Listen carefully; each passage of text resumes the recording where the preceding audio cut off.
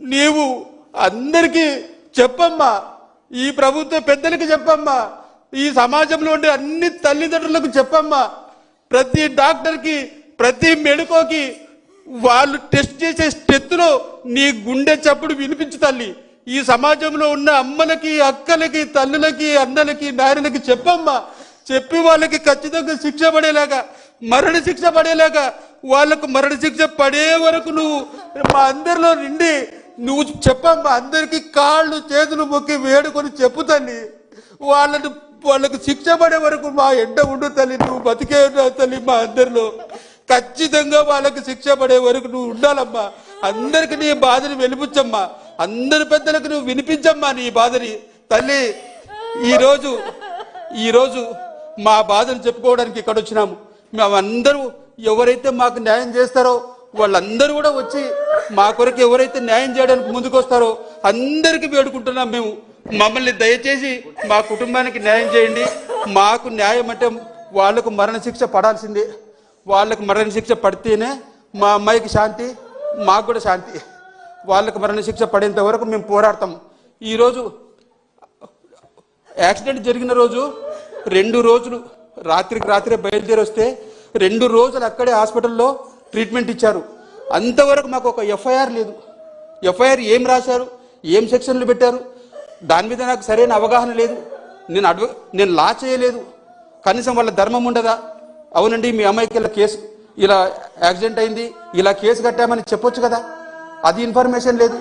చివరికి బతకదని చెప్తే హైదరాబాద్ కిమ్స్కి తీసుకెళ్ళాము. అక్కడికి వెళ్ళిన తర్వాత కూడా మేము ఫోన్ చేస్తే ఈ సిఐ గారు, ఇప్పుడుండే సిఐ గారు బాజీలాల్ గారు అంట, ఆయన ఫోన్ చేస్తే లిఫ్ట్ చేయలేదు. లిఫ్ట్ కూడా చేయకుండా మాకు కన్న తల్లి తండ్రులం మేము. మాకే ఇన్ఫర్మేషన్ లేకుంటే ఎలాగండి? ఏం చేస్తున్నట్టు, ఏం కేసులు కడుతున్నట్టు?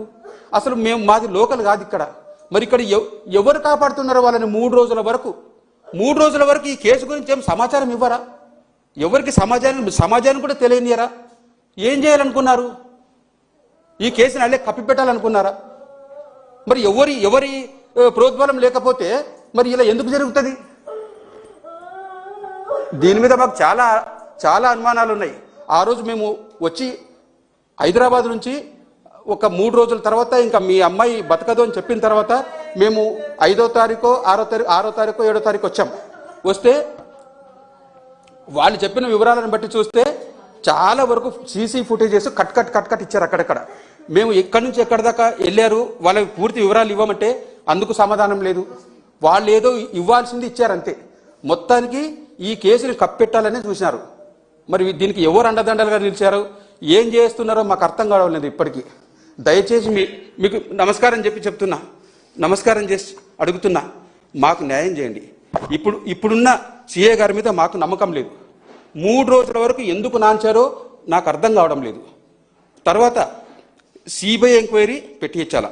ఇక్కడైతే ఇది తెగదు కేసు. వీళ్ళైతే సరైన న్యాయం చేస్తారని మాకు నమ్మకం లేదు. ఖచ్చితంగా సిబిఐ దర్యాప్తు జరిపించాలా? ఇక్కడున్న సిట్టు మీరు వేసే సిట్టు మాకు నమ్మకం లేదు. ఖచ్చితంగా సిట్టు వేయాలి మీరు. తర్వాత పోలీసులు సరిగ్గా ఇన్ఫర్మేషన్ ఇవ్వకపోవడం అనేది మాకు అనేక అనుమానాలకు దారితీస్తుంది. ఇక్కడ ఏం జరుగుతుందో మాకు తెలియడం లేదు. ఖచ్చితంగా మాకు సరైన సమాధానం చెప్పాలి. వాళ్ళు సరైన ఇన్ఫర్మేషన్ ఇవ్వాలి.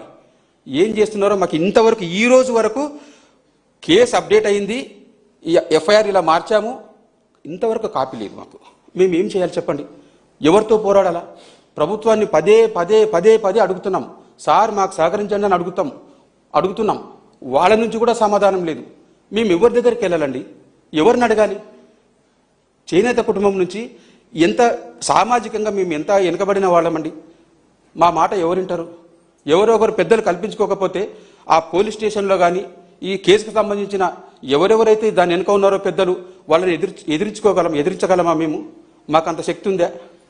ఎవరో ఒకరు సహాయపడకపోతే మాకు న్యాయం ఎలా జరుగుతుందండి? వాళ్ళు ఆ రోజు గుద్దిన రోజు మందు తాగినారంటున్నారు. మందు తాగితే హిట్ ఇచ్చి మళ్ళీ హిట్ ఇచ్చి 3 సార్లు గుద్ది చంపడానికి తెలివి ఉందా లేదా? మరి తెలివి లేకపోతే అలా ఎందుకు చేస్తారు? బాగా తాగి మత్తెక్కితే స్ట్రైట్గా వెళ్ళి గుద్దేసి అక్కడ డివైడర్ గుద్దేస్తారు. ఒకసారి హిట్ ఇచ్చి మళ్ళీ హిట్ ఇచ్చి కింద పడిపోయిన తర్వాత తల మీద ఎక్కించుకొని హ్యాపీగా లెఫ్ట్కి కట్ చేసుకొని ఎలా పోతారండి? మనిషికి ధ్యాస లేకుంటే అట్లా చేస్తారా పనులు? అట్లా సాధ్యమవుతుందా? వాళ్ళు మందు తాగినారా, గంజాయి తిన్నారో, అక్కడ ఏందేందో కొత్త కొత్త విషయాలు తెలుస్తున్నాయి మాకు ఈ ప్రాంతంలో. అది కూడా టెస్ట్ జరగాల్సిందే. ఆ టెస్ట్ కూడా పెట్టాలా. వాళ్ళు గంజాయి తాగితే ఎన్ని రోజుల వరకు ఉంటుందంట కదా, ఆ టెస్ట్లో తెలుస్తుందంట కదా, అది కూడా టెస్ట్ చేయాలి మాకు. వాళ్ళకి టెస్ట్ చేయించి మాకు రిపోర్ట్ ఇవ్వాలా. తర్వాత ఆ కారు గుద్దినారంట కదా, అది మరి ఆ కారు గుద్దిన తర్వాత ఆ టైర్ ఎట్లెక్కింది అది కూడా టెస్టులు జరగాల. ఖచ్చితంగా ఇన్వెస్టిగేషన్లన్నీ జరగాల. తర్వాత చేనేత సంఘాల తరఫున మేము ఖచ్చితంగా ఉద్యమానికి, మాకు న్యాయం జరగకపోతే ఖచ్చితంగా మేము ఉద్యమం మొదలు పెడతాము. రాజమండ్రికి వచ్చి కూర్చుంటాము. అక్కడుండే అందరికీ, తల్లులకి, అక్కలకి, చెల్లెండ్లకి, అన్నలకి, అక్కడుండే తల్లిదండ్రులకి అందరికీ కాళ్ళు పట్టుకొని వేడుకొని, అక్కడుండే పెద్దలు అందరి సహకారం తీసుకొని మాకు న్యాయం జరిగేంత వరకు మేము వదిలిపెట్టాం. ఇదైతే ఖచ్చితంగా న్యాయం జరగాల్సిందే. ఇలాంటి దుర్మార్గులను కఠినంగా శిక్షించి మరణశిక్షలు వేస్తేనే సమాజంలో మంచి మెసేజ్ ఇచ్చినట్లయితుంది. ఇంకొకరు ఇలాంటి పనులు చేయరు, సమాజానికి మంచి జరుగుతుందండి. ఈరోజు మాలాంటి తల్లిదండ్రులు ఎంతమంది ఏడవాలి? ఇట్లే జరుగుకుంటూ ఉంటే ఎంతమందికి, మా కడుపు కొత్త విన్న వాళ్ళకి ఎంత అర్థమవుతుందో మీకు తెలియదు. ఎంత బాధ ఉంటుందో. అల్లారు ముద్దుగా మా బంగారు కొండని మేము పెంచుకున్నాం.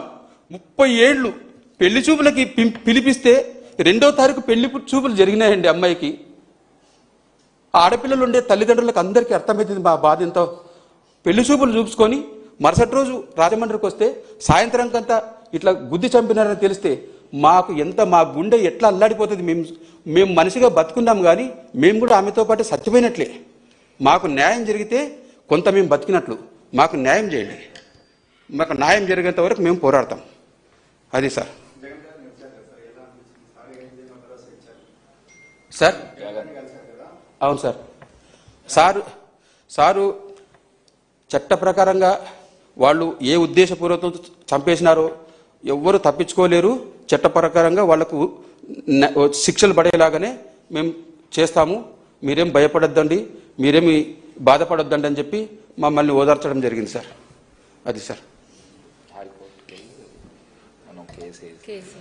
అది వేస్తాం సార్. హైకోర్టుకి ఖచ్చితంగా వేయాల్సిందే కేసు అయితే హైకోర్టుకి. ఇక్కడ ఎందుకంటే ఇక్కడ మా లోకల్ కాదు, చూస్తుంటే పరిస్థితులు చాలా అనుమానాలకి దారితీస్తుంది.